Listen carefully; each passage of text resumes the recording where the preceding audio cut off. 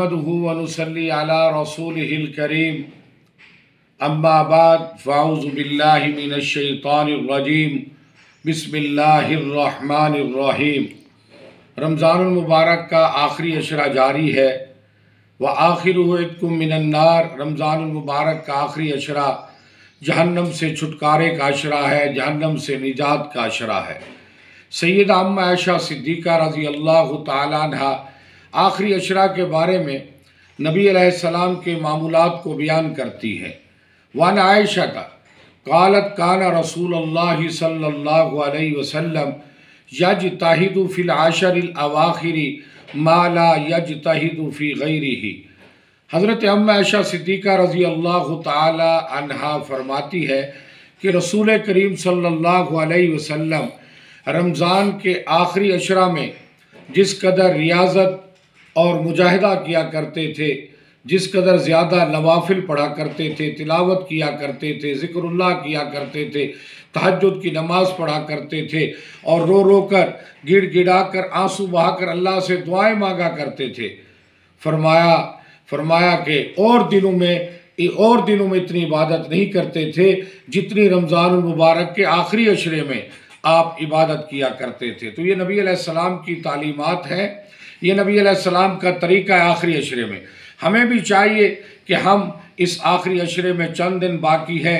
ہم ریاضت کریں، مجاہدہ کریں، زیادہ سے زیادہ نوافل پڑھیں، قرآن کی تلاوت کریں، ذکر اللہ کریں، درود پاک استغفار کی تسبیحات پڑھیں اور راتوں کو اٹھ کر تہجد کے نوافل ادا کریں، رو رو کر اللہ سے اپنے گناہوں کی معافی مانگے، اللہ کو راضی کریں۔ یہ نبی علیہ السلام کا معمول تھا، یہ طریقہ مبارک تھا۔ دوسری روایت کے اندر وعن عائشہ قالت کان رسول اللہ صلی اللہ علیہ وسلم اذا دخل العشر شد میزرہ واحیا لیلہ وایقظ اہلہ۔ حضرت ام عائشہ صدیقہ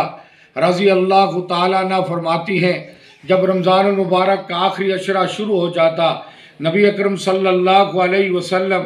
چاق و چوبند ہو جاتے، نبی علیہ السلام زیادہ سے زیادہ عبادت کرتے، عبادت میں جستجو کرتے، کوشش کرتے کہ رمضان اللہ کا مہمان مہینہ الوداع ہونے والا ہے، ہم سے رخصت ہونے والا ہے، اللہ کے مہمان مہینے کو اللہ کو راضی کر لیں، تو چاق و چوبند ہو جاتے، تیار ہو جاتے، وَأَحْيَا لَيْلَهُ، اور راتوں کا اکثر حصہ جاگ کر عبادت کر کے گزارتے، تلاوت کرتے، نوافل پڑھتے، ذکر اللہ کرتے، اللہ کرتے، لا الہ الا اللہ کی تسبیحات، استغفار کی تسبیحات، اور راتوں کو اٹھ کر تہجد کے نوافل ادا کرتے۔ فرمایا کہ راتوں کو جاگ کر گزارتے تھے، عبادت کیا کرتے تھے، اور فرمایا وَأَيْقَظَ أَهْلَهُ، نبی اکرم صلی اللہ علیہ وسلم نے اپنی گھر والیوں کو حکم دیا، ازواج مطہرات کو حکم دیا، لونڈیوں کو اپنے بستروں کو چھوڑ کر مصلی پہ بیٹھ جاؤ، قرآن کی تلاوت کرو، اللہ کا ذکر کرو، درود پاک کی تسبیحات، نوافل پڑھو، اللہ کو راضی کرو،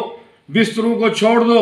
تو ہمیں بھی چاہیے ہم بھی اپنی گھر والیوں، اپنی بیٹیوں، اپنی بیوی اور گھر کی تمام خواتین کو یہ ترغیب دیں، فضیلت بتائیں کہ رمضان کا آخری عشرہ جاری ہے، مصلی پہ بیٹھ جائے میری ماں بھی، میری بہن، میری بیٹی، مصلی پہ بیٹھ جاؤ اور عبادت کرو، زیادہ سے زیادہ اللہ کو راضی کرو۔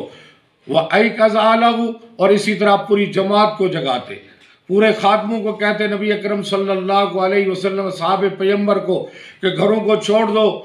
حجروں کو چھوڑ دو، بستروں کو چھوڑ دو، آؤ مسجد کے اندر، رب کی چوکٹ پہ آ جاؤ، رب کے دروازے پر آ جاؤ، آؤ عبادت کر کے اللہ کو راضی کرو، قرآن کی تلاوت کر کے اللہ کو راضی کرو، نوافل پڑھ کے اللہ کو راضی کرو، ذکر اللہ کر کے اللہ کو راضی کرو، درود پاک پڑھ کے راضی کرو۔ تو یہ نبی اکرم صلی اللہ علیہ وسلم کے معمول مبارک تھی، یہ عادات، یہ نبی علیہ السلام کی عادت مبارک تھی کہ رمضان کے آخری عشرے میں زیادہ سے زیادہ عبادت کرتے تھے، ریاضت مجاہدہ کرتے تھے اور بڑھ چڑھ کر عبادت میں حصہ لیتے تھے۔ ہمیں بھی چاہیے کہ ہم بھی نبی علیہ السلام کے امتی ہیں، اسی کے اندر ہمارا فائدہ ہے کہ ہم نبی علیہ السلام کے طریقہ کار کو اپنائیں، نبی علیہ السلام کی تعلیمات کو اپنائیں، اسی کے اندر کامیابی ہے، اسی کے اندر کامرانی ہے۔ یہ ہے نبی اکرم صلی اللہ علیہ وسلم کے آخری عشرے کے معمول۔ چند دن باقی رہ گئے ہیں، نفلی اعتکاف بیٹھ جائے، رب کی چوکھٹ پر آ جائے، اللہ کو راضی کرے۔ وما علینا الا البلاغ۔